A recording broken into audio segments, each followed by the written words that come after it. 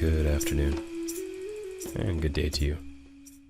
This is Brandon Tilt here, and you're tuned into Feather of Light. This is a podcast where I like to bring in my perspective as a counselor and as a practicing coach, life coach if you want to kind of put a technical term on it. And we just talk more broadly. We being I at this moment, talk more broadly about, just life, about maybe philosophy or mental wellness or all sorts of great topics. So let's dive on in, because today I kind of just want to reassess and check in around a couple things. Firstly, kind of like, what is my general vision? Like, what am I trying to put out there for the community? How do I want to impact people through this podcast? Like, what is my, purpose in a way?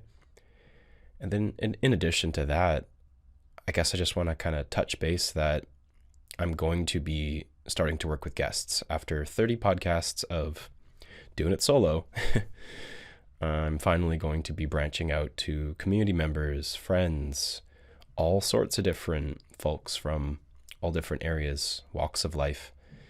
And we're going to be talking about all sorts of different subjects. And I'm really excited. And I think, to be honest, just a little bit nervous too. And I think that's pretty normal. So, what is my purpose anyway? Generally speaking, as a human being, I guess I could try and define it. Well, I see my world as I experience it through the lens of my values, right? My values of integrity, of courage, of love. And those are the top three, but I also really do heavily lean into authenticity, creativity, community, and compassion, right? So these are some of my values. These are sort of reference points for how I look at the world. But my purpose, I think it's, generally speaking, relating to being of service to people that need support or community. Also service to self in a higher way, in a more all-encompassing way, right? Knowing that when I'm showing up for myself and really truly living the life that I want to live and embodying what I want to embody, and being able to love myself deeply and fully, I really do feel like I'm able to more effectively show up and be of service and more effectively serve my clients and be a better friend, be a better partner to a person I'm in a relationship with, better brother, son, whatever, right? Feels like that's the first requirement for me to be of service, is just to be of service to self first. Does that mean I'm selfish? Absolutely not. To an extent, I think we all need to be selfish in a way, but it's not like I'm overly focusing on myself in every situation. I like to feel into, each moment and introduce compassion, introduce empathy, introduce more of a, a person-centered approach, like focusing on the other person as much as possible without abandoning myself, of course. Anyway, I've tangented a bit. My purpose, it seems to be really about this thing that I've learned about called the red path. That seems to be kind of like in the periphery, at least at this point for me. The periphery it's kind of not on my direct focus every day, but it seems to be something that's on the edge of my focus for the most part, is the red path. How I'm continuing to go about decolonizing my mind, how I continue to go about trying to build relationships, respectful, reciprocal relationships with people who are Indigenous or maybe even have mixed ancestry, or those who are of service to communities that are supporting Indigenous communities as well. I think that's really important. Really giving my energy to any settlers or any degree of lineage that is actively supporting Indigenous communities and brings awareness to the fact that, colonization has impacted those communities. And I guess something about creative expression is really important for me. I want us all to feel empowered, and I guess for lack of a better word, enlightened through expression, right? So having access to our expression and not feeling shame around creating art or creating music or using our voice or moving our body or expressing our sexual energy in a healthy and respectful way. So kind of recognizing how much of my past has been trying to heal those wounds and then trying to find a way to bring, I suppose, like a piece of what I've learned to other people and allowing them to feel like they can liberate themselves through movement or music or painting or any form of expression, really. So I guess there's some sort of intersection there between seeing the world through my values, knowing that I can be of service in different ways, whether it's through Indigenous communities or whether it's through my counseling or my coaching, and ultimately allowing people to feel like they can express themselves fully and truly and authentically, and receiving them in that with compassion and, a degree of respect. And I think ultimately upholding my own, I guess, myself and my own values with a degree of integrity. So maybe I'm starting to get clear here. Maybe I'm still exploring why I'm even doing this podcast to begin with. And I guess I'll be perfectly honest, exposure to the world, being vulnerable, really just sharing more about me and my personal experience, feeling like I can be witnessed in parts of me I don't feel like I want to share with most people, and just being okay with that, having acceptance for how I choose to show up, I think has been a huge journey. And using my voice and consistently playing with it and enjoying my expression through my voice is also a big piece. Now, here's where I'll tangent into my secondary topic of working with guests, of bringing in collaborators, of being on other people's podcasts, right? I'm really excited, but ultimately a little nervous because it's new to me, and I'm excited. I think it's more of like excitement spliced with nervousness, but there is so much more that comes into play, right? I think the main one is different perspectives, having folks that have different belief systems or different points and different takes. And I love engaging in respectful dialogues, but at the same time, I think my protector parts are likely to get triggered at times, and there's probably going to be some shadow work I'm going to need to do either during the podcast or after the podcast, or maybe both, right? So yeah, I'm just kind of in a way trying to prepare myself for this journey that's to come, and just maybe prepare myself emotionally, right? And I don't really know what to expect.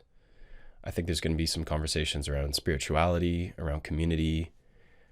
I'm anticipating might have some pretty cool conversations about maybe shamanism, right? Like conversations that maybe I can kind of speak to myself, but I'm really looking forward to having someone else kind of maybe push me in different directions and kind of maybe push back a little bit or elaborate on something from their lens that, they can speak to, that I'm like, kind of like, maybe I'm not necessarily fully prepared to speak to that. And, talking with people, it's going to be good. And, just to bring myself a little bit back to like, what is it I'm trying to do? What is my vision for working with other people? And kind of, it's almost like I'm representing something, right? Because I'm bringing my personal take and my perspective, my energy into someone else's, podcast, or I'm bringing them in, and we're kind of like contrasting our energies, and how I want to represent myself might become maybe more clear. I'm overthinking it a little, but not necessarily. If you think about podcasts, right?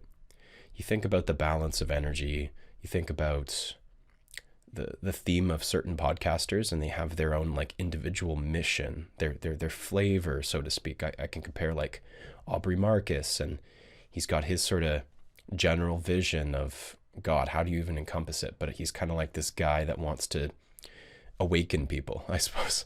And then there's Andrew Huberman, who's really about like teaching people about science and health. And then you got Lex Freeman, where he's kind of like asking the big philosophical questions about life and consciousness. And he's kind of got this underlying agenda of unifying different perspectives, sometimes controversial perspectives. And I feel like they're all just trying to find the way that they can help people and support people.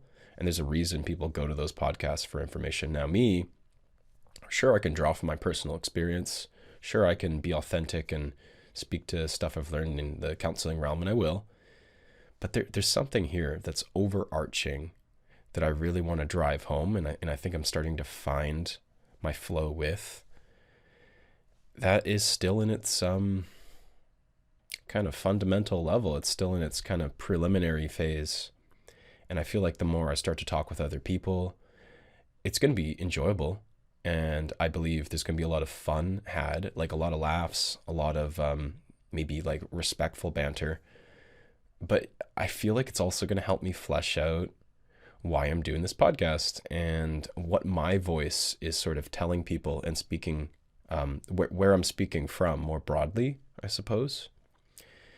Anyway, not really sure where I want to go with this episode now that I've kind of landed. Maybe this will be a shorter one.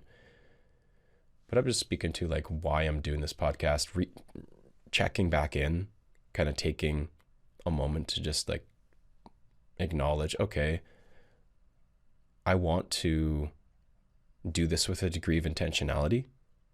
Sure, it's going to be kind of spontaneous, and I would love for it to be natural and organic as well. But I want people to feel a certain way.